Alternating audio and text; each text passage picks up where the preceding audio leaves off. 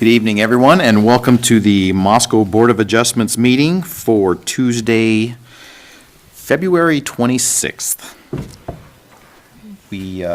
Our first order of business is the approval of meeting minutes from January 24th. Does anybody have comments? I was not at that meeting, so I couldn't say yay or nay whether these are right, but this was a pretty short, one of our short follow-up meetings, so there's... I didn't have any changes or corrections. It all looks good to me. Looks fine. Do I have a motion? So moved. Is it? Do I have a second? Second. I have a motion, I have a second. All in favor? Aye. Aye. Opposed? Nobody? Abstain? Me? I wasn't there. It passes. Those are done. So that gets us to one of our two conditional use permit applications this evening. Leah, you want to cover the first one for us?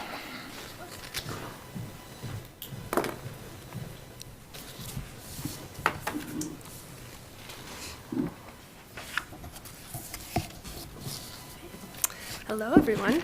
Okay, so the first conditional use permit that we have tonight is for a property located at 816 Hathaway Street. So the proposal is, the applicant is requesting a conditional use permit for a type 2 home occupation in order to operate a massage therapy business out of her home at 816 Hathaway. So the definition of a type 2 home occupation is a non-residential use conducted by the inhabitants of the dwelling with up to one additional on-site employee and one on-site customer service provided upon the subject property, and where the conduct of the use does not change the character or nature of the dwelling or surrounding area. So in this case, clients will be scheduled individually and by appointment 2 to 5 times per week, and sessions would last approximately 60 to 90 minutes. The subject property is located off of Hathaway Street, which is just north of Joseph Street. It's primarily residential surrounding the subject property. However, there is a community church and community playfields really close by, about 0.2 miles. And closer up view of the subject property, it sits on a 7,350 square foot lot. There is a single family dwelling with 70-foot frontage onto Hathaway Street. This neighborhood was originally used for agriculture before being subdivided in 1977 as part of the Vista subdivision. So this just shows the layout of the house and where the massage workspace would be. It would be on the top floor in approximately 156 square foot space. When it comes to parking, parking is available in the applicant's driveway as well as on the street in front of the house. However, clients would be encouraged to park in the driveway, according to the applicant. Subject property is located in the R2 zoning district. Excuse me, and as you can see, it's surrounded by R2 zone as well, primarily residential, even to the south where it's R1. So Chapter 2 of the Comprehensive Plan, Land Use and Community Character, designates the subject property as auto-urban residential. The definition of this is it includes the conventional and more recently developed subdivisions with lots ranging from 6,000 to 9,000 square feet where there are no alleys. These designated areas are generally anticipated to be developed for low to moderate density residential uses at densities between 3 to 7 units per acre, which would include a mix of detached single-family, townhome, and limited-scale multiple-family residential dwellings subject to appropriate buffer yard requirements and building scale and design standards to ensure compatibility. So staff recommends approval of the conditional use permit for the proposed type 2 home occupation located at 816 Hathaway Street with no conditions, and the board shall direct staff to prepare relevant criteria and standards to be reviewed at an upcoming meeting. And I'll put up these relevant criteria and standards and take any questions you might have. I have a question for you. There was notation in our packet that a business would be required to have ADA compliance, and this is a split-level home. So the conditional use would be, assuming that it's approved, is not contingent upon what the building code would then require them after the fact, right? So that's not a condition we would have to put on? Correct. So this would not require ADA access because the space of the massage therapy business is less than 10% of the total house. the square footage of the entire house. So So it's a there would be, non-issue. yeah, it would be a non-issue in this case.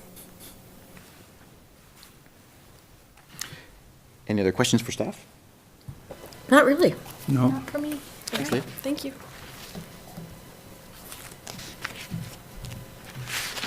And with that, I open this up for public opinions and comments. Would the applicant care to come forward and tell us about yourself and what you're doing here? Yeah, and go ahead and state your name and address into the mic for the record. And will I be addressing the board members or the audience? Us, you get to address us. Okay, you look very nice. My name is Lynn Hall, and I am a massage therapist. My address is at 816 Hathaway Street here in Moscow, Idaho. And we have been living here for 7 years. I attended the Utah College of Massage Therapy in 2003. And I actually worked for a year down in Cedar City, Utah, after my husband and I were married. And during the last 14 years, I've been a stay-at-home mom. We have 6 wonderful children. And recently I felt it was time to set some time aside to have a massage therapy business. I have been working the last I actually took a business course this fall where I learned about having my own business and being successful with that. And then in December, I received my license for the state of Idaho and began working where I go to clients' homes, which is accepted in the permits. And that's been really wonderful. But I have met clients that would like to work with me that live in Pullman and Colfax, and I cannot go work in their homes because they're in Washington. And I wanted to have a space where I could have them come, where we could work at my home. And so they're waiting. They're very patient. I still am a stay-at-home mom. That's my main job. And I have a niece who lives with us right now and is in that space. So we actually wouldn't be having clients come to my home until she decides to move home. And that will probably be this May. She has told us that that is the date that she is making arrangements for her family to move home. And it's her bedroom is what we'd be converting to an office for the family as well as use for the massage office area.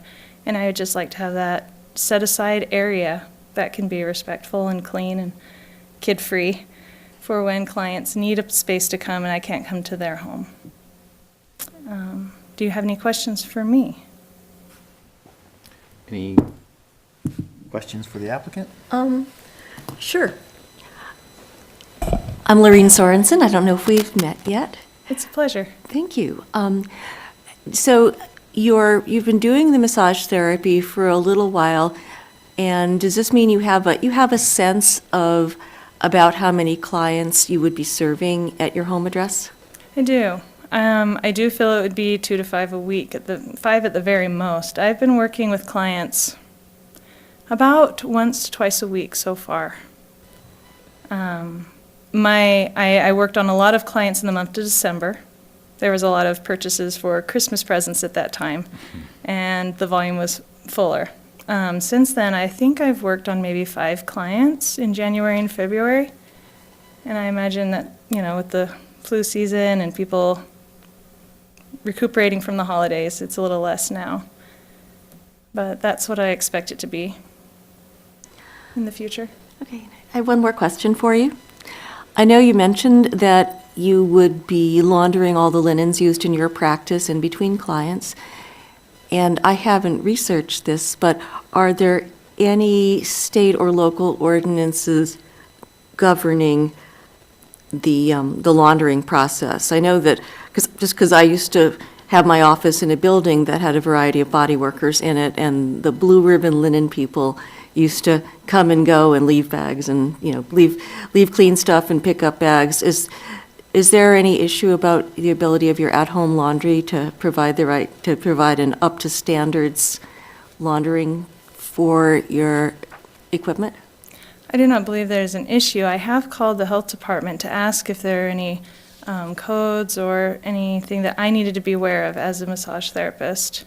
And they told me there was nothing that they could find in regards to standards to uphold. But I do have a new washer and dryer that is about 5 years old. And I am using that to wash my sheets and linens, and they are cleaned after every use, and I wash down the table between each client so that everything's fresh and clean. Okay. Thank you. So I have a question for you. You say you've been having your, meeting with your clients at their home, I suppose? Yes. Do you anticipate continuing to do that? Or are you going to anticipate all of your clients coming to your house once you get set up?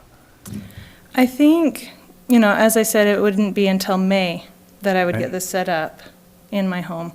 So at that point, I would still be continuing. To then, I would still offer going to other clients' homes with a $10 location fee, just for the wear and tear on my table and things of loading it up and moving it continuously, as well as time and gas and car wear and tear. But I still would be offering it for clients who are interested, because a lot of clients I have actually are more comfortable being in their own home. Okay, thank you. Annette, any questions? I'm good. Thank you. You answered all my questions with your responses in the 6 criteria. Is there anything else you'd like to add? Not that I can think of. I appreciate your time. Thank you. Do I stay here or do I step Oh, down? you can have a chair now. You're off the hook. Is there anybody in our audience that would like to speak in favor of this conditional use application? Is there anybody in the audience that would like to speak in opposition to or? Okay. Please come up one at a time, state your name and address to the podium so that it's in the record, and we'll go from there. Thank you. My name is Larry Makus. I live at 705 Vista Street, which is actually 1 block to the north and 1 block to the east of the subject property. So it's 705 Vista Street, 1 street over, 1 block up. Essentially, I'm speaking in opposition to the conditional use because I feel like the Vista neighborhood is a residential R2 neighborhood. To me, the intent of R2 neighborhoods was for residential use. I do think allowing business use changes the character of the neighborhood, or beginning that process does change the character of the neighborhood. I'm not terribly familiar with Moscow zoning code, to be perfectly honest, but I did look up the land use table, section 3-4, on what's allowed in the R2 designation. And from what I can tell, what is allowed is those businesses that serve the broader public interest, educational activities, childcare, community gardens, that type of thing. Is what is allowed in the neighborhood, and I don't believe that a massage therapy business meets that standard. I do think it is a personal business.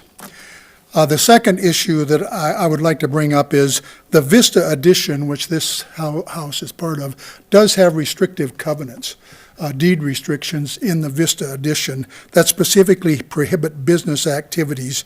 They were filed in 1984, which I realized was some time ago, but they have not been amended. I do understand that the city has its own code, and they are not obligated by these deed restrictions. But I do believe those deed restrictions give a sense of what the property owners in that neighborhood felt the neighborhood should be, which was for residential use, business use being prohibitive. And I do have a copy of those deed restrictions. If the board would like to have a copy, I'd be glad to share. It does meet the 2-page minimum criteria. If they would like to have a copy of that. Please. And I give that to, Well, I would like to read it, and then we'll probably give it to the city, who may or may not already have this. okay. There you go. I And believe that is you're filed our, with the you're county. our, you're our Actually. resident. And that is the sum of my comments, and I appreciate the time that you've given me to make my Specialist, so comments. he's gonna Thank you. understand. Yeah, thank you. Well, that's true. I didn't know how much yours was, property related. A lot. Good. Well, then I would let you look at that. I'm wondering if there's any exemptions to Yeah. that. Let me just grab my glasses. I just need to put my cheaters on and look at this. Were you all done, Larry? I'm done. Okay. So, yes, I'm trying to sign off. So, Would- I did it properly. Would someone else care to come up and speak? Please state your name and address into the record. I am Chad Farrell, and I live directly across from the Halls. I live at 817 Hathaway Street. And parking on that street is very limited. I don't know if you remember seeing in their picture that you had up there, but they have one driveway and pretty much, one parking space basically, and it's, all the rest is parking on the street. So it's everybody for themselves. And a lot of times where I live, the parking is right in front of my house where I want to park. So I ended up parking in front of other people's house, walking to my house, so. I just see, I'm for business and everything, but the parking thing is not good where we live. And I'm just against bringing in business and taking my parking space in front of my home. So that's all I got. Any questions for Chad? I do. When I was reading Ms. Hall's application, she made it pretty clear that her clients I heard that. would be parking in her own driveway. And I can't anticipate a situation where she would be serving multiple clients or needing to use multiple, have them come in with multiple vehicles for a single session. Well, they have 5 vehicles at their house right now, so. But she apparently has it looks like, I assume that since she did assert in her application that her clients would be using the existing parking spaces on her property, that, she doesn't, that was her way of saying that she would not be having to employ on-street parking for that. We may need some clarification from her on that. Actually, hold on a second. One, I need you to be at the mic so that, wait. So just the process, so that Zach catches it. But before it's over, I'll let the applicant always gets to come back up and address any potential questions. So, yeah, so hold on, and we'll let everybody say their piece, and then you can come back up, and you actually get to be the first and the last person to talk. Hello, Tim. We knew you were going to be a little late, so Thank you you for are your welcome to join the show. here. Patience. Did the best I could Sorry for with the interruption. Verizon.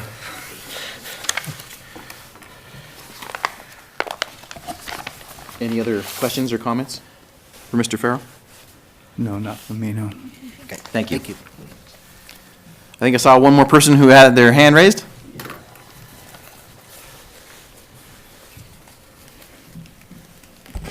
My name is Mario Reyes, and I live right next to the 816. I live on 822 Hathaway. And as noted by Mr. Farrell here, this is a one driveway household with 5 vehicles. And I understand their oldest child is 14 years old. So, the picture there with one vehicle is not really consistent with what it is right now. Now consider the berm in the side of the road. One car is actually parked across in front of his house. And one time, I kind of stayed in late rather than go to work, or I go to the office earlier. A vehicle actually tried to park in my driveway. I don't know whose vehicle it was. I had just shoveled the snow, And next thing I know, there's a car in there and it immediately took off because he couldn't get up the hill, I guess. So, look, understand, I teach business. I'm all for business, entrepreneurship. But I'm not sure it's the right place. In fact, on my way here, I noticed there's a vacancy right in front of the coffee shop here. Okay? Changing that neighborhood there. And it's easy to say that there will only be 2 or 5 clients every day. But there's no guarantee when, I believe in May, the niece will leave. But right now, there are 5 vehicles in this one driveway household. And they're parked all over the place. And that's the picture there is not what is consistent right now. I actually have a picture on my phone to just give you a sense on what the parking situation is. And so that's my concern, plus the fact that it changes the nature of the neighborhood. What's next going to come up there if we allow this to happen? Don't, trust me, I teach business, I teach finance. I'm all for starting your own business. My daughter started one, but she did it the right way. She created space, made an investment, and did it that way. So that's all I'm asking the board to consider. It's not as easy to say the picture of it's only one vehicle, they'll park in my driveway. But where are the other 4 cars or 5 cars going to park? They're going to be parked in the neighborhood. And one time, not long, last week, someone parked in my driveway. And I guess was notified and took off. Well, will that be happening then, if parking is a premium in this neighborhood? Like I said, I understand starting business. I'm all for that. But let's do it the right way in the right place. Thank you. Any questions for Mara? Yes, ma'am. I do. Well, first question I have is, from reading Ms. Hall's application, it looks like this is not a use that's currently happening on her property because she has a niece residing in the room that would be her professional space. And what I'm hearing seems like an issue that is not relevant to that, because, I mean, it seems like you may have an issue with the way that visitors to the home are parking their cars, but this is not anything to do with it. It sounds like there's no professional use yet, and she's currently going to her client's property in order to serve them there. And I'm just worried that I'm hearing, are you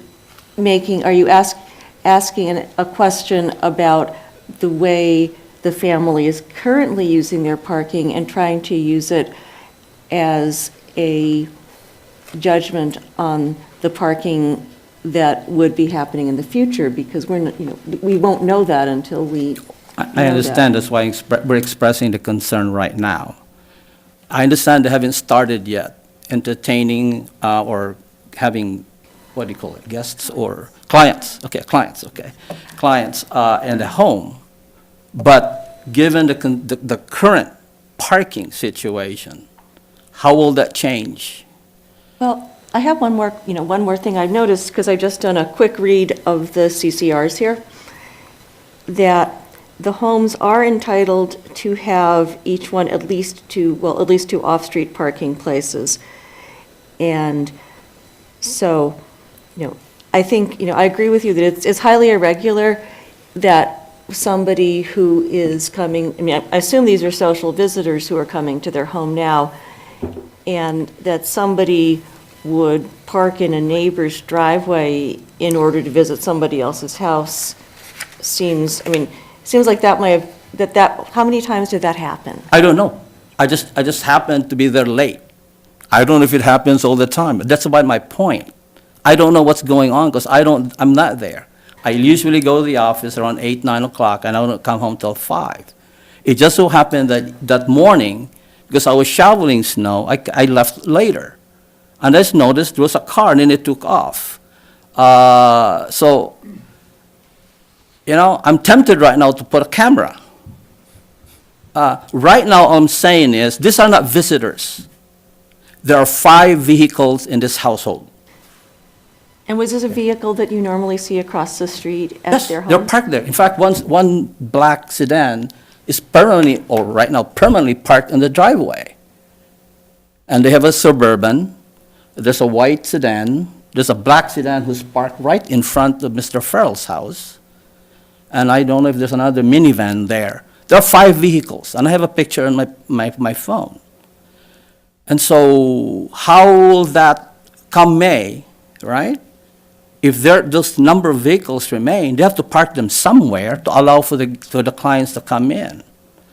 And who are we to say then later on, right now it says on the application, they say, oh, parking is not easy, they'll park in the driveway, but then that will displace the other cars in their household. And then come May or June, who are we to say that there will be 10 clients coming every day?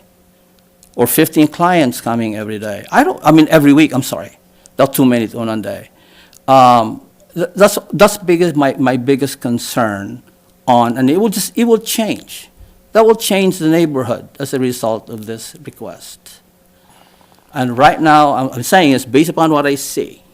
If this is a prelude to what comes when clients are coming in, they have to displace the cars, the vehicles, the 5 vehicles they have in their household.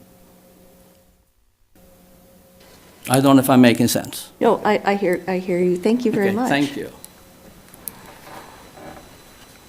Any other questions? Am I off the hook? Yeah, you certainly are. Thank you. Thank you.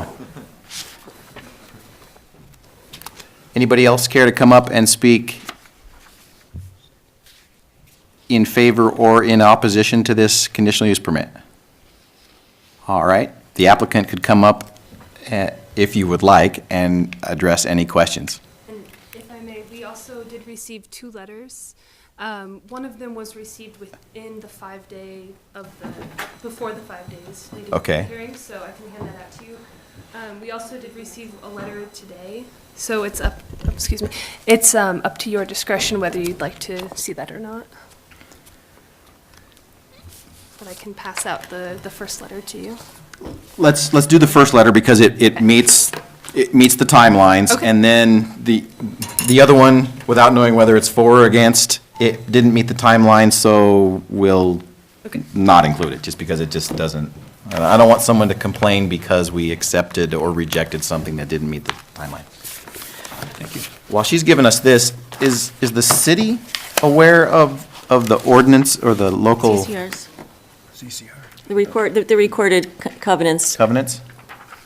Yeah, and the city doesn't get involved in private covenants for neighborhoods. So we can't base decisions on private covenants. Okay. It's pretty much between the homeowners association and the people that live and own real property within the subdivision.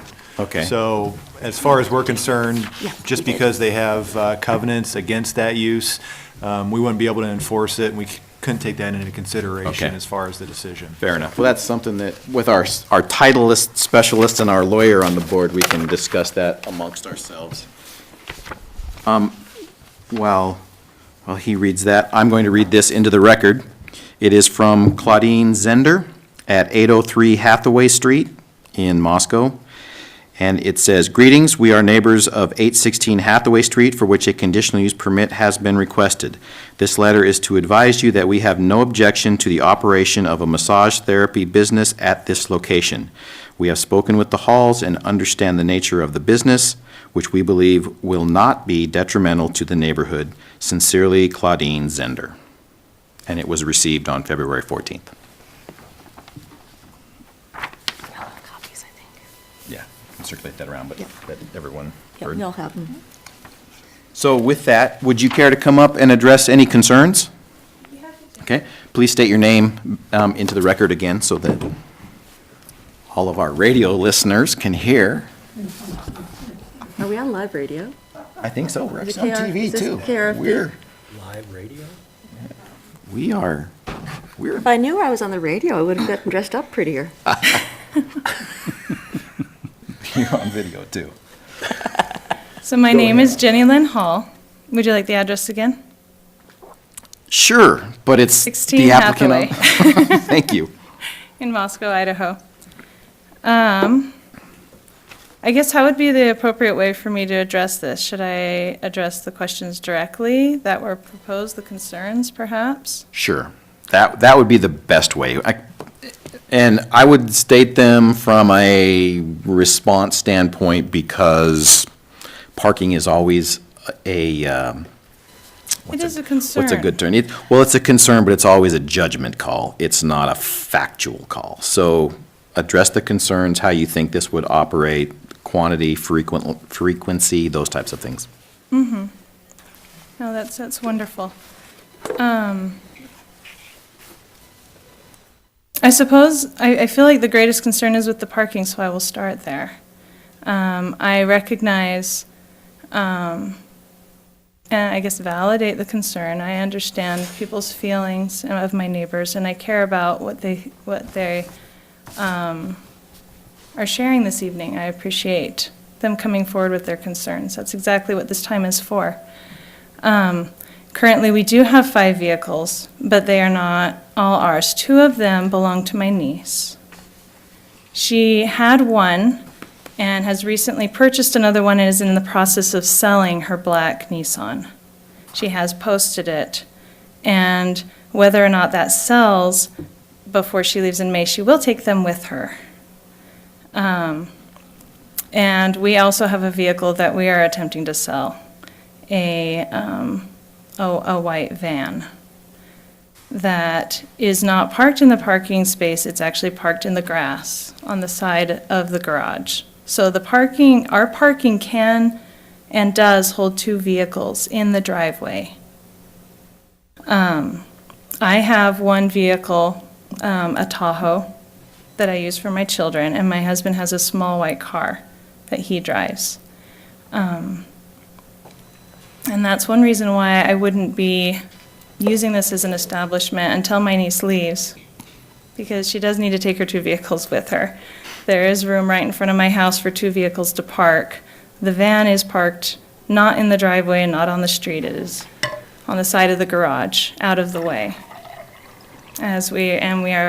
I would love to have it sold by May. That would be excellent, because we don't need more than 2 vehicles for our family of 6 children and myself and my husband. When clients would be coming,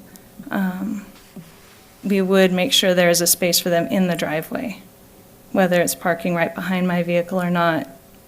That is where they'll be recommended to have. And if they aren't parking there, I will take care of it. And I have proven myself in that capacity over the last 5 years that my niece has been living with us. It has been 5 years since she first moved to Moscow to be in our home. And there have been 2 specific instances where at one point they parked in front of one neighbor's home and they requested that it not be there. And I did go and take care of it. I spoke with my niece and said, we can't park there. It needs to be moved. And there was another time, within a few months, where she had parked across the street and it bothered my other neighbor. And I did address it. I said, we can't park there. You need to move it. And there's been other times when people have come to our home for dinner and games, and it's been a problem, and we have asked them, please don't park there. That's their space. That's where they need to park their vehicle. Even today, while my niece was switching around vehicles because she wanted to make sure her Nissan was still working as she is trying to sell it. So she moved her other car over on that side and took her vehicle for a drive while she took care of her dog. And it is not there now because I asked her to make sure not to leave it there, because it does cause problems for my neighbor and I don't want that to be an issue. So as there have been situations with my niece and her 2 vehicles right now, I have addressed them, and I will continue to address the problems to make sure that my clients are not taking up the spaces in front of my neighbors' homes, that they will be in the driveway, and I will make sure that that's taken care of. Even if when they arrive, I see if they haven't done that, I can ask them, please move your vehicle. I have this space for you for this hour session. So I feel that that is my plan of addressing the vehicle issue for this land use as a massage therapy business. And as far as changing the nature of the neighborhood, I am in a complete accordance with wanting my neighborhood to stay the beautiful residential area that it is. I have done multiple community activities that have been hosted by myself and my neighbors, where we have had picnics at the park and I've had luncheons and invited ladies to my home. And I have valued the opportunity I've had to be able to meet my neighbors, if nothing else, by doing that. And I love my neighborhood. This is not a full business.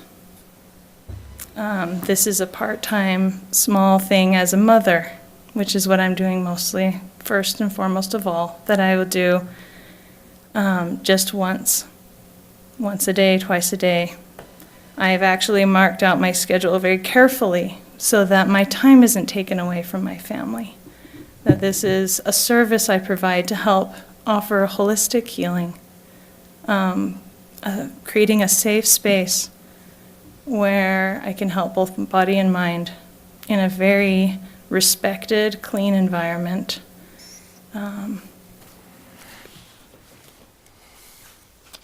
And it's not to become a business, like an office. That's not my purpose. That's not what I'm doing.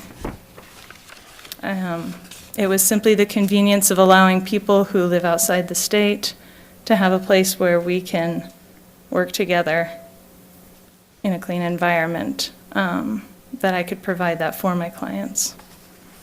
But that's all I have to say. Thank you. All right. Thank you. Thank you. Do you have any questions for me? I do. Go ahead. No, go ahead.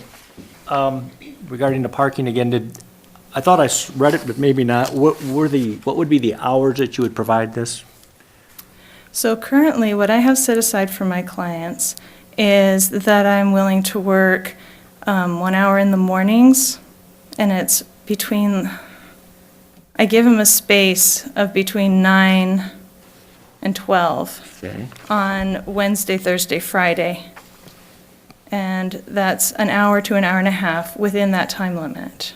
Just in the morning then? On those 3 days. On Tuesday and Wednesday, I'm willing to work from like 7 to 9 for just 1 hour within that time limit 7 to 9 a.m.? in the evening. Okay. So those daytime hours, did I hear that you said your husband works daytime? So my husband works during the day. Does he drive to work? He does. So his car will be gone most of the day?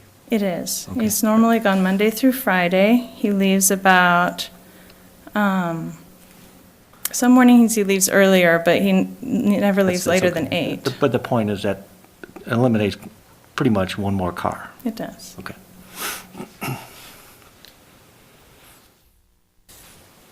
Did you have any other questions, Tim? No. I have a question, and the types of clients that you have, are you doing this for, is it recreational or therapeutic or both? It is therapeutic. So would it be safe to assume that the person coming to get the service is probably not going to want to walk far? I mean, Yes. you go into the doctor's office, not that you're a doctor's office, but I'm just trying to make a similar correlation. That person, if they're having a hip issue or a back issue, is going to want to park in your driveway if It's they're true. coming to your home, and they're going to want to park as close to the front door because getting in may actually be painful or It's true. difficult for them. Now, if I got a gift to have a massage as a gift, I would love it, but I could, park up and down the street and walk any length of time. But I guess the point I'm trying to make, similar to what Tim's has, your husband's vehicle is gone, so there's one less. A person coming to use your service during those times that you have are for the most part, probably going to want to park in your driveway, and you would actually, I would think, want to facilitate that. Yes.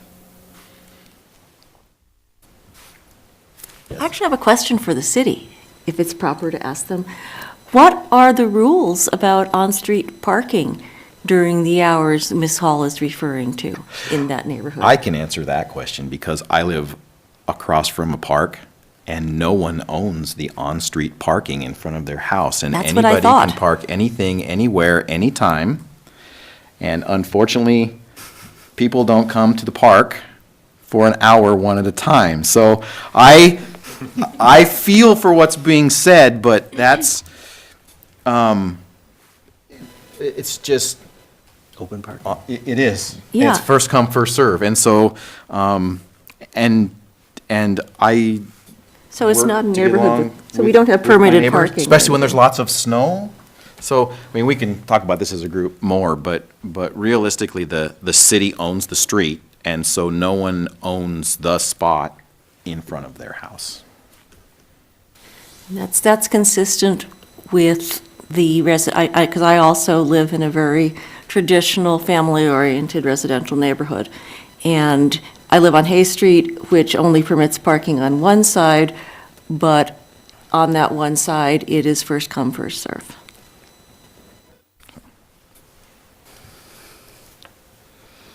Any other questions for our applicant? Thank you. You're free to sit. Thank you so much. You're welcome. With that, I'm closing the public hearing and opening this up to the board for deliberations. My first question, and actually, Steve or Lauren, you can answer this. There's a, as the city commented, they can't enforce covenants, but there's a part of this that's referencing only allowing 2 street parking spots.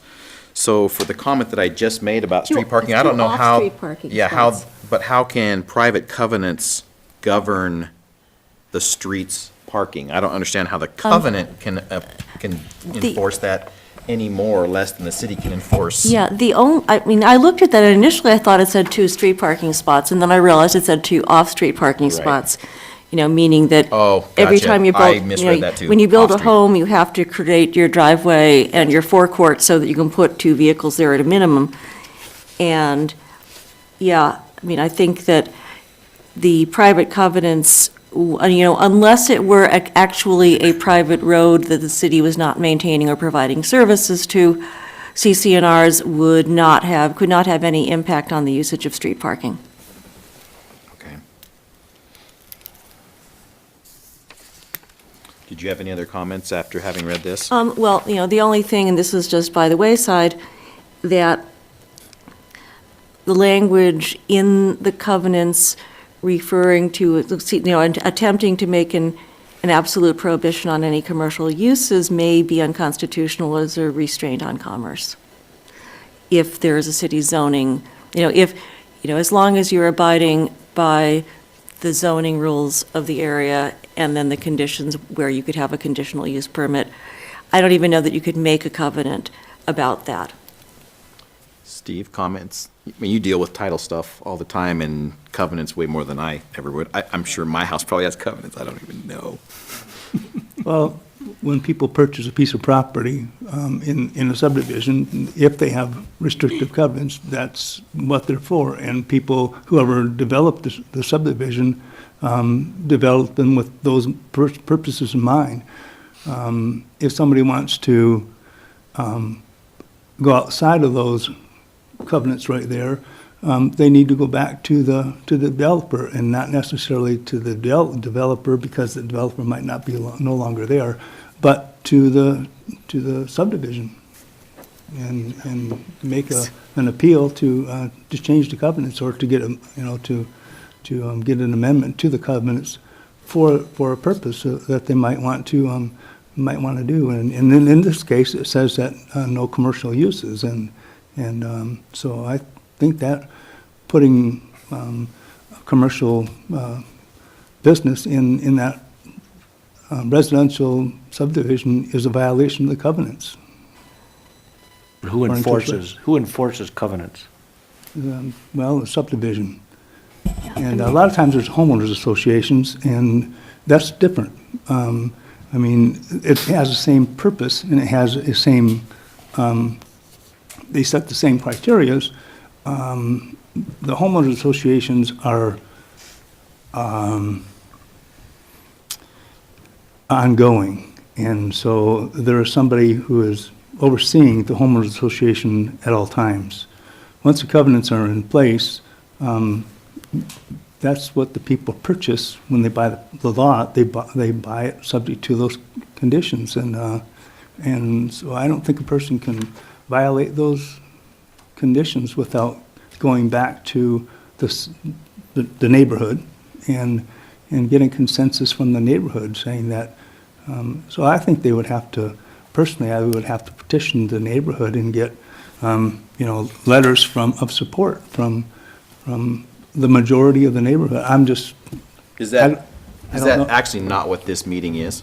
This is posted to the neighborhood, is it not? It's noticed Or to- everybody within 600 feet of the property, but once again, these are kind of two separate things. These are private covenants that just restrict activities in the neighborhood that the homeowners association or the subdivision enforces. You as a board of the city are not allowed to take those into consideration when making your decision. That's up to the homeowners association or whoever active party is to enforce the covenants, to bring a civil suit in order to have that action corrected should the owner proceed to start up a home occupation at that property. Yeah, and, just to comment further on that, yeah, I mean, this is a meeting of the Board of Adjustment. We deal with conditional use permits, which are a matter of public record and public ordinance. We're not here to enforce or debate the validity of a set of covenants and restrictions that are private in nature. No one has even mentioned whether there is a homeowners association in place that could enforce these things. But, and as I mentioned before, I'm not sure that at this point in our history, an absolute prohibition, the prohibition on commercial uses would seem to speak to something that would increase traffic materially into a neighborhood, that would cause a lot of use, use of on-street parking to such an extent that residents couldn't be there, that might cause, that might, drastically change the nature. And, I operated a home-based business in various neighborhoods in Moscow for many years before renting office space downtown.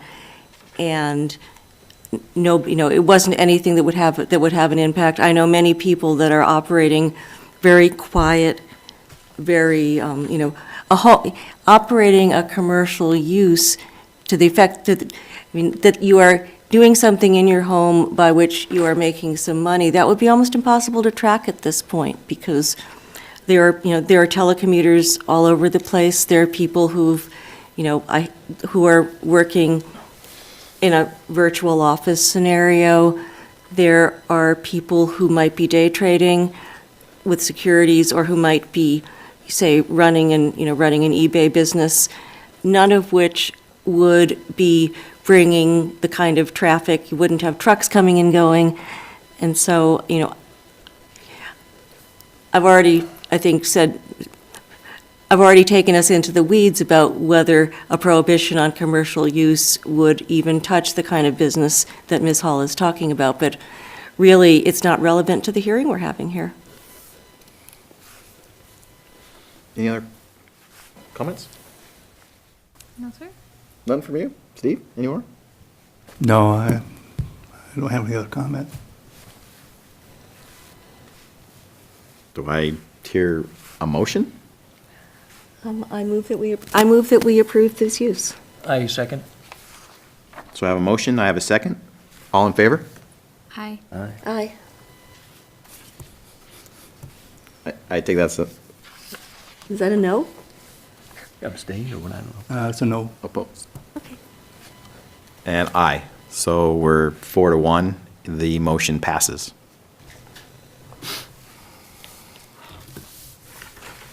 Now, with regards to the relevant criteria, all 6 of them, She did a really good job of it. we could, I would entertain that we do what has been discussed in the past so that we get the meeting minutes and findings of fact.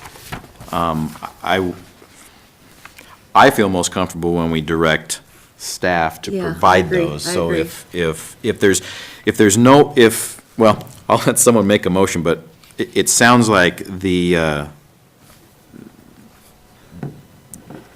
6 criteria as written would be a good start to direct the city to provide for us, if someone is so inclined to make that motion.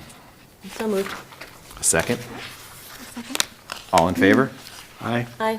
Aye, opposed? Yeah, no, I agree. that- You agree with the conditional Agree with use the aspect of it? process. Okay, so that part is unanimous, so that is approved, and the staff has been directed to provide the relevant criteria and findings of fact based on tonight's discussion. That gets us to our second conditional use permit tonight. Actually, let's take a 5-minute break for those who need to use the restroom or get a drink. Thank you, my dear.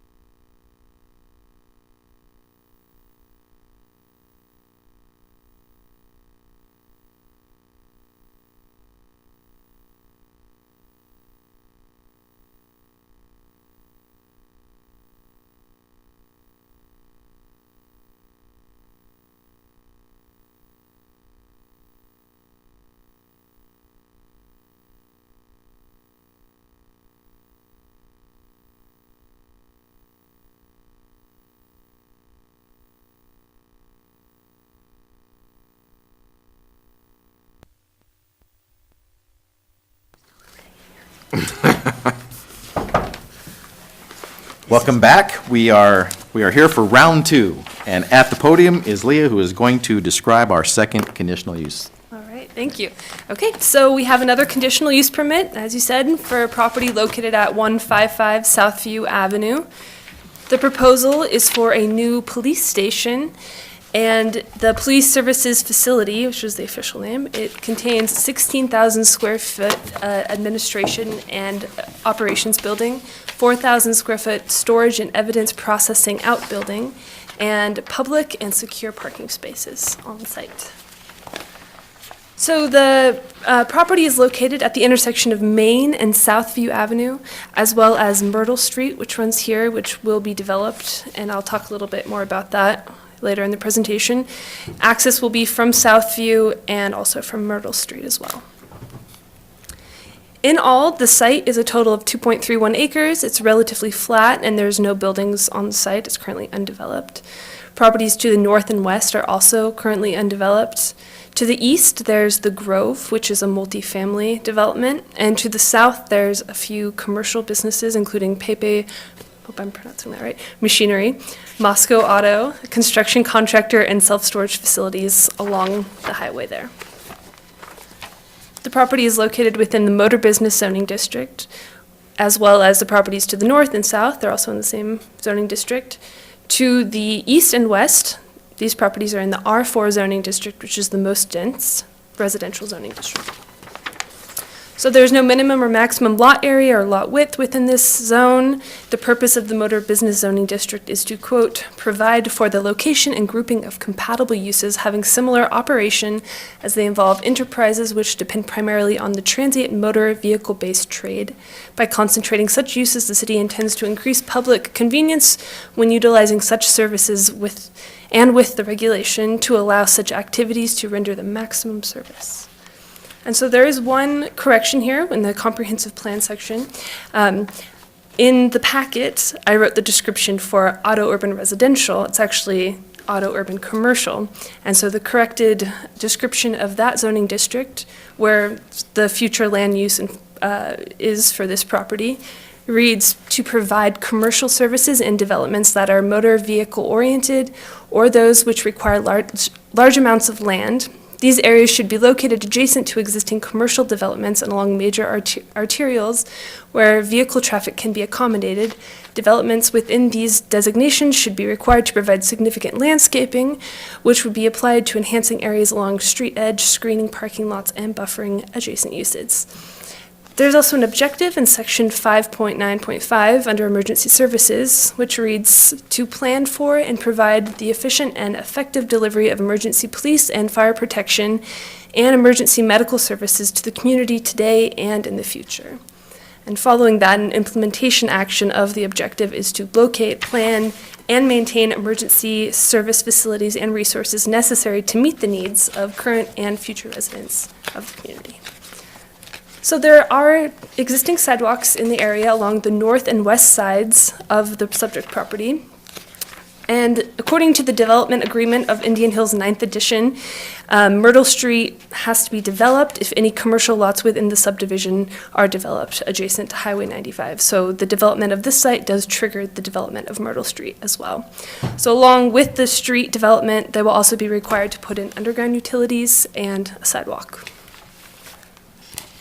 So while Moscow City Code does not require any parking for this use, they did show 22 parking spaces for the public, as well as 74 spaces for employee parking, 23 of which are covered primarily for patrol vehicle parking. I'm just going to quickly go over the building layout here. So this first floor shows there will be a public lobby, interview rooms, reception area, record center, evidence storage and labs, a wellness center, as well as men and women's locker rooms, an armory, break room, and various offices. On the second floor, there's a training room, parking enforcement center, administration center, storage area, and also other various offices as well. And then for the outbuilding, it primarily contains evidence and general storage, and then bike and motorcycle storage as well. When it comes to landscaping, we have a plan here that shows what they're proposing.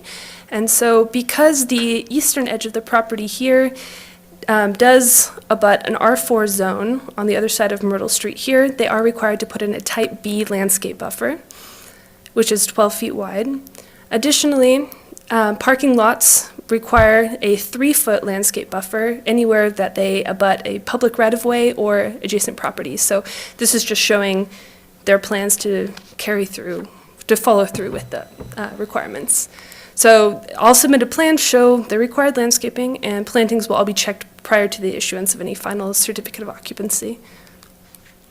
And these are just some renders that were provided for us from the southwest view here,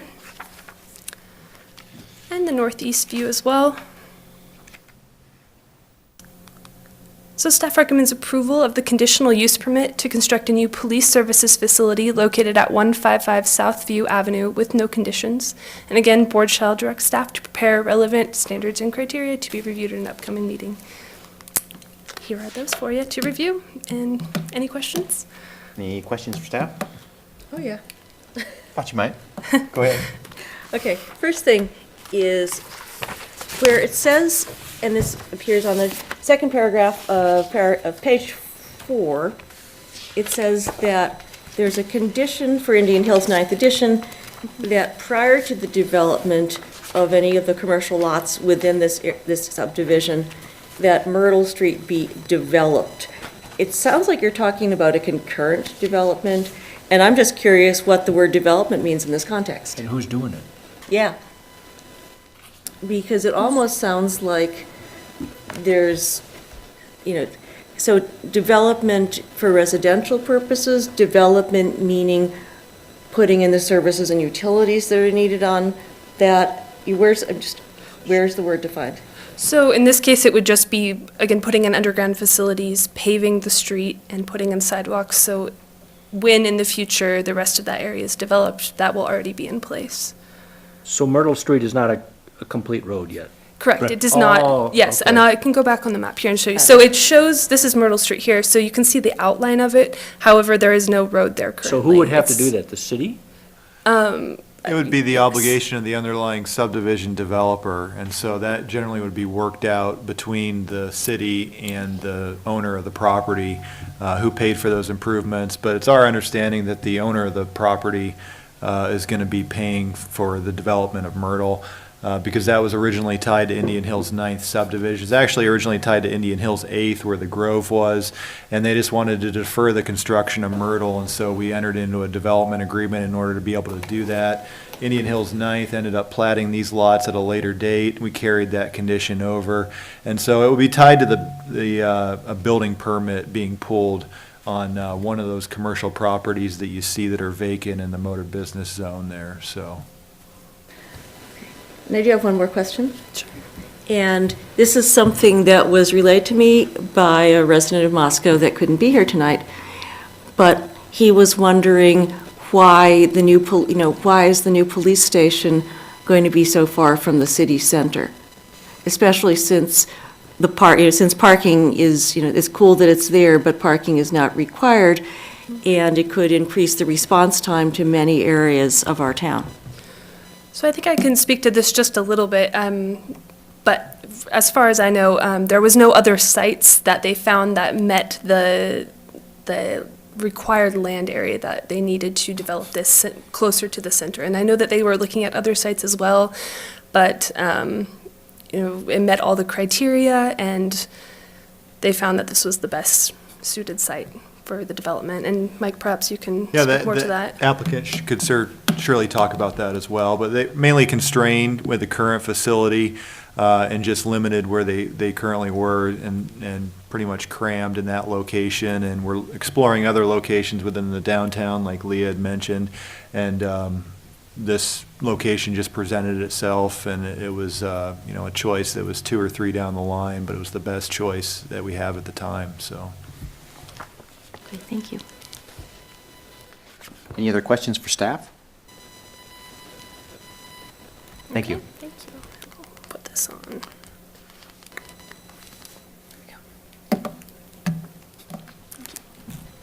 see you standing. I'm assuming you are the one with the the badge? representative who's got a Yeah, badge on his hip. And he's packing. And he's packing, yeah. Just state your name and So what- address for the record. So what's the right answer?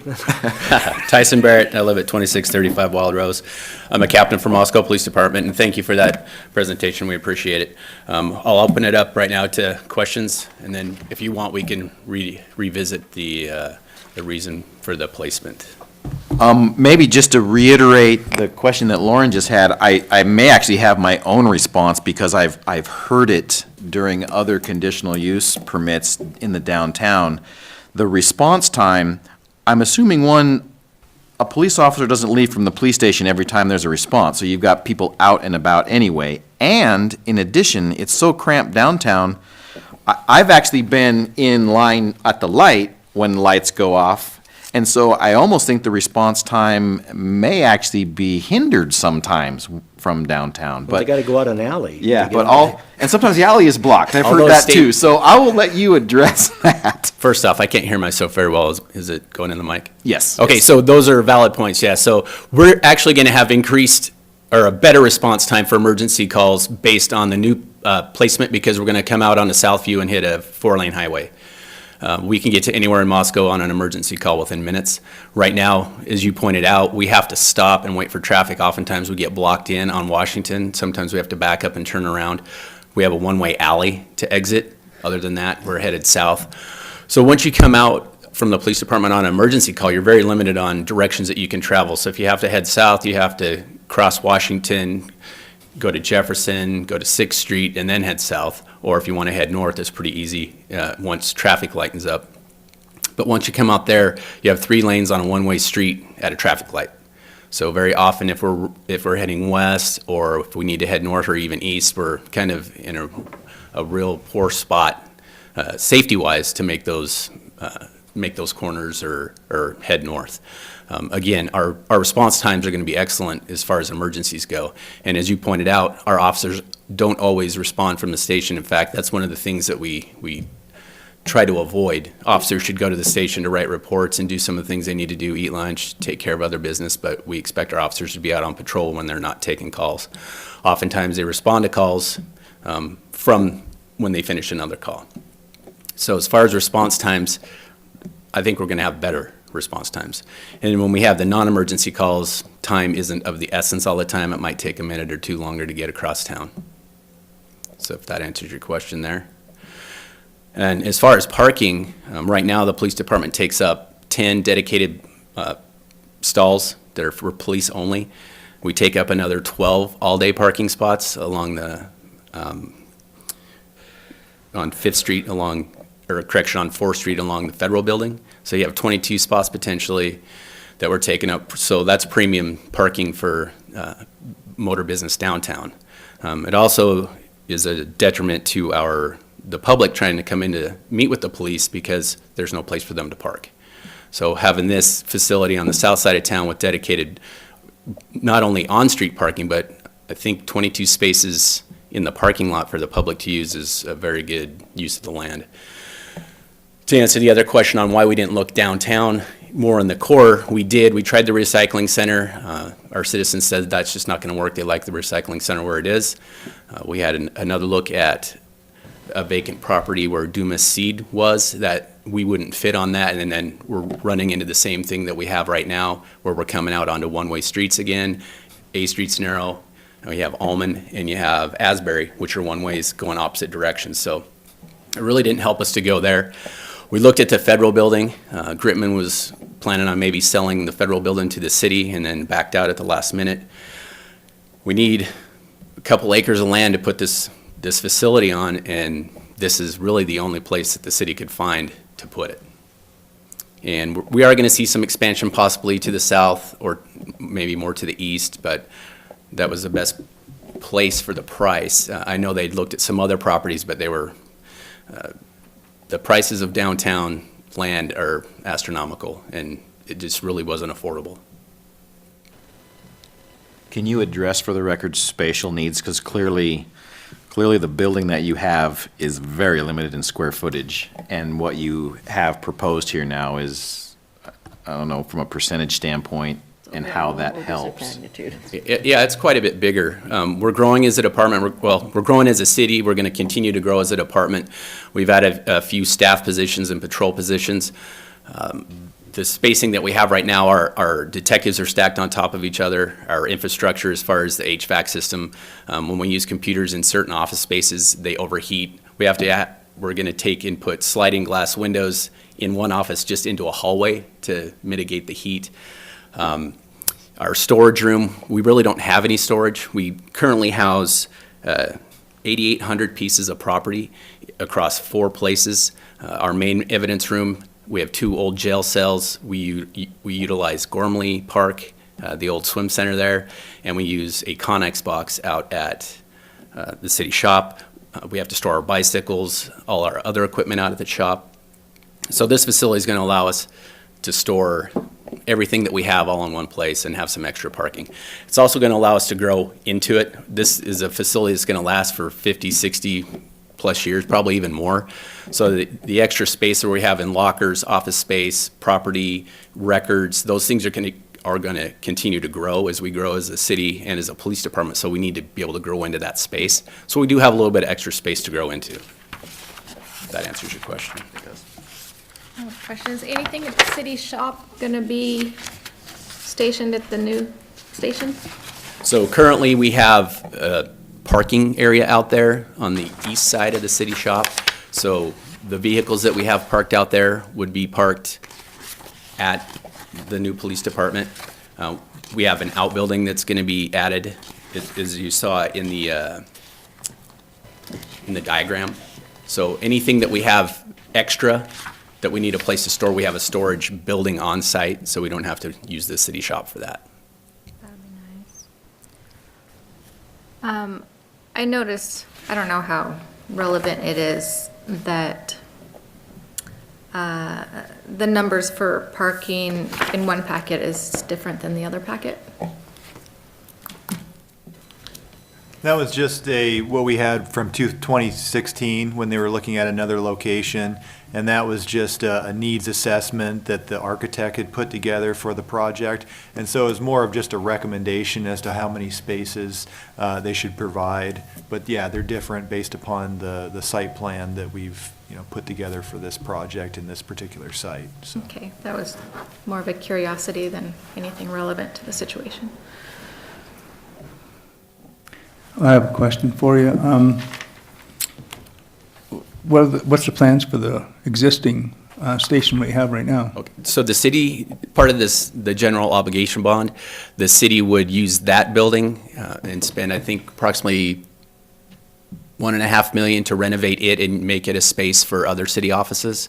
So some of the ones that are at the Mann building, I think engineering and some of the other, they would repurpose the building, essentially gut it and completely redo it to fit multiple office needs, as well as correct some of the issues with the Mann building as well.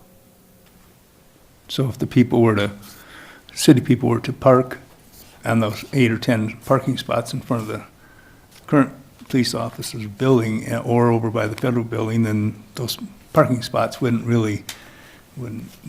be open to the commercial people downtown per se, but they'd still be available, they would still be there. I would say there's a potential for that, but right now, those offices are already downtown and they're not using those spaces. So a lot of them park here at City Hall and utilize this parking space. I'm sure there would probably be some for city vehicles, but I think the goal there is to free up a lot of those that are dedicated to the police and make those public. And my other question is, for the new location, right now, it looks like, I can't really read the name, but you're going to be turning off of Highway 95 onto the off-street that's there, and that's where the access will be. You won't be coming on or off of Highway 95. Right now, we have the Grove, I guess is further down that road right now, past where Myrtle Street would be. What's further down the road? The Grove? Correct. It's further up Southview, so it's further east. Yeah, okay. So, right now, Highway 95 is 2 lanes going north and south. And so the people coming down south on Highway 95 have to cross the 2 lanes to get into the street that they go to Grove. And so everybody using the police station there would be also having to turn across the 2 lanes going across the Highway 95. I'm just wondering, is there plans, or could a turning lane be put in there at all? There actually is a turn lane there. There is a turning lane there now? Yep. There's a center turn lane right there. So if you're southbound and you want to turn on to Southview, there's a center turn lane. Okay. To make it safe. And there would actually be 3 different ways to access the police department. If you came in from the south, you could turn onto Palouse River Drive and turn onto Myrtle. You could also go to Powers, which is on the other side of the Grove, and come in from the top. So you know where the Palouse, Yeah. the new school is? Yes. So from that direction Right. as well. So I have another question then for the city. When the construction or the occupancy is allowed, when Myrtle Street is put in, is Myrtle Street going to go all the way down to South Palouse Road? Yeah, it'll go all the way to Palouse River Drive. Yeah, it'll So, go all the way yep, down there? Yep, the properties front the entire frontage on Myrtle, so that would be an obligation to connect it from Palouse River Drive all the way up to Southview Avenue. Okay, yeah, they aren't going to just go part way, it'll be all the way down. It'll be all the way through. Yeah, okay. Yeah, that's good. Any other questions for Officer Barrett? Can I point out one other thing? So, and this is in regard to what you said about how our officers respond to calls. We utilize silent deployment when we leave the station, so oftentimes people get concerned in residential neighborhoods or areas where there might be sirens. When we leave our station, if it's an emergency, they only use their lights unless they absolutely have to turn on their siren. Because we use silent deployment, we're not quite like the fire department where they're running to medical emergencies all the time, so we like to use our lights to get people out of the way and get there quietly. A majority of our call volume is between the hours of 8 in the morning to 6 at night. And I have a couple examples if you want to hear those. I ran the month of December for our call volume. We had 867 calls, and of that, 485, so roughly 56%, were from 8 in the morning until 6 at night. And then I did a 3-month sample of that from December until now, and 65% of our calls came in at that time. And again, we don't always respond from the station, but it's just an example of how we're going to have a limited impact on the residential areas that, as far as noise pollution or anything like that. And we don't take part in any other activities in the station or in the parking lot that would cause a commotion or disrupt the neighborhood. Any other questions? All right. Thanks for your time. Well, while we still have an open meeting, there is one other person here who I'm assuming would like to come up and either speak in favor or in opposition. Feel free, state your name and address. Yeah, Justin Rasmussen, 1435 Moore Avenue. I'd like to speak in support of the conditional use permit. I'm also the owner and designated broker at Palouse Commercial Real Estate, and having a very active knowledge of the availability and pricing of commercial properties in the area. I can attest to what Officer Barrett has said, that in terms of pricing and location and usability, this really was the best site for the city. And any site that could provide, in terms of land area, a similar benefit to the city would have been at least as far, if not further, out of the city. So, that's it. Thank you. Yeah. Good use of taxpayer dollars. That's basically what that says. I also have another letter that I would like to hand out to you. Okay. I will. It came in on time. Well, I will read it into the record. Thank you. All right.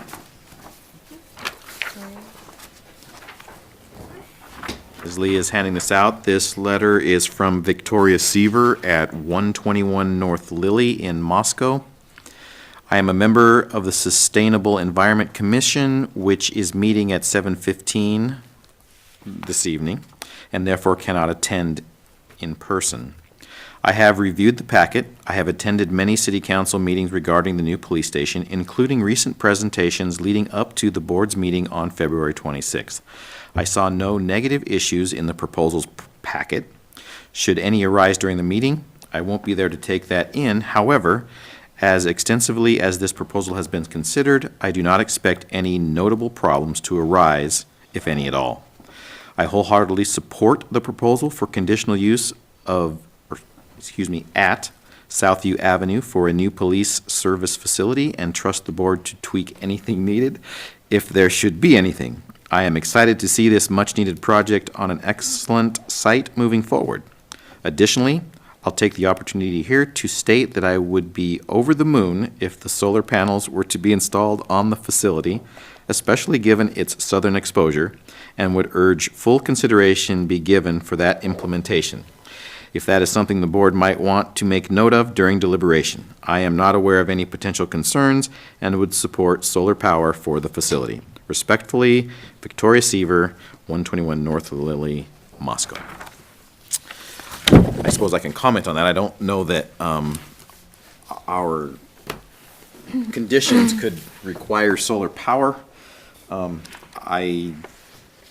Again, that's a use of taxpayer dollars and a cost implication that I would not want to require as a condition. So, but anyway, with that, seeing no other, well, we have another person, but he's our paper person. That is. Yeah, so I'm closing the public hearing and opening this up for board deliberation. Comments? Lee, could put up the zoning again? I think it's obvious that when I first read about this project in the paper, so I think it's, the casual observer would wonder why it's not downtown, and I think it's been adequately explained. But I also point out that this, as the officer said, it's going to be a 35, 50-year project, and all this is surrounded by zoned residential. So my guess is it'll all fill out.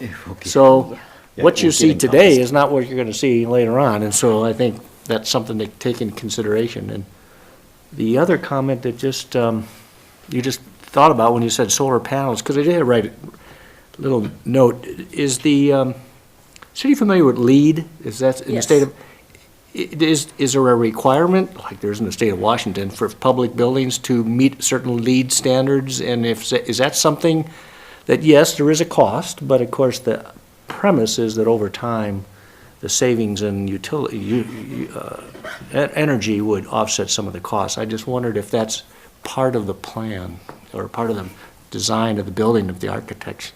Yeah, as far as I know, no. There is no requirement that public buildings be LEED certified. We have our own green building program here at the city, and we do hand out certifications as far as that, but it's tied to the International Building Code and their green building program. So we have the program here.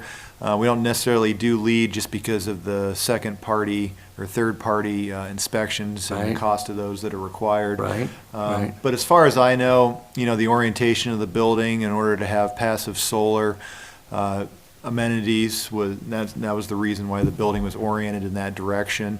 So they were thinking that, as well as potential solar panels in the future. I know that once the cost breakdown occurs, I think they'll make a decision at that point whether or not to include those. But I have heard numerous comments at the city council level that they were maybe looking at doing some solar installations. Maybe not now, but maybe into the future, and that southerly facing direction of the building and its rotation would accommodate that. So. As a designer, I know we deal with that all the time. A lot of times as architects, we try to incorporate good design just as a matter of good design without getting the LEED stuff. Sometimes we can incorporate all those LEED things and actually save a client 5 digits worth of just not registering it as a lead yeah. project, This is because going for do organic. you want the plaque or not? Solar panels, really have a very long payoff, so unless the city were to incorporate grants and funding like that, it's something they could always incorporate in the future, but it's why we don't see them as often, because the payoff's just not there. But I agree with your point, that right now, this might seem like it's out of the downtown, but it's out of what is clearly a confined space, and as we grow over the next few decades, it's going to become central again, so. Those are my thoughts. Any other? Oh, huh? Well, then, do I hear a motion from someone? I move that we approve the conditional use permit for the the new police services facility located 155 Southview Avenue, As proposed. as proposed. Do I hear a second? I have a motion, I have a second. All in favor? Aye. Aye, it is unanimous, so it passes. I guess like the first one, I would like to mention that even the city recommended that we direct the board to prepare relevant criterion standards in our facts of finding. Do I hear a motion? I make a motion that we have the staff prepare the relevant criteria and standards for the new proposed city police office. Second. I have a motion, I have a second. All in favor? Aye. Aye, it is unanimous. And so ends our second conditional use permit this evening. That gets us to our fourth item tonight, and that is announcements or other business. Any? I believe nothing from staff. Is there anything up and coming that we should be aware of? Not at the moment. Okay. Well, we should find a date. You were just reading my mind, so we should try and set a date here in the next few days. And remind us again about how long it takes to prepare. We actually have 2 of them that have to be prepared, not just one. We're probably looking at next week sometime. Okay.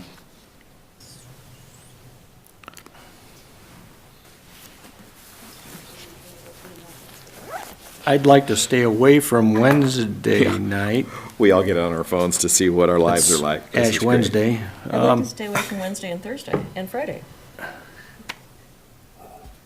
The 5th is somewhat problematic for me. Monday would be good, but that's probably too early. I could do Monday. Is Monday possible? Is Monday too early for you folks? We could do Monday, yeah, Monday would work. It's just a matter of getting the right room. Good meeting. I'm good with Monday.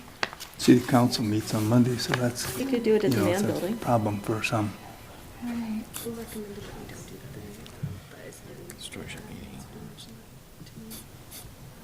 if that's our only option. Well, Monday, sorry, Monday works, at the mayor's conference room downstairs. What time? 5:30? 5:30? So 5:30 Monday, which is. Here's conference room. The 4th.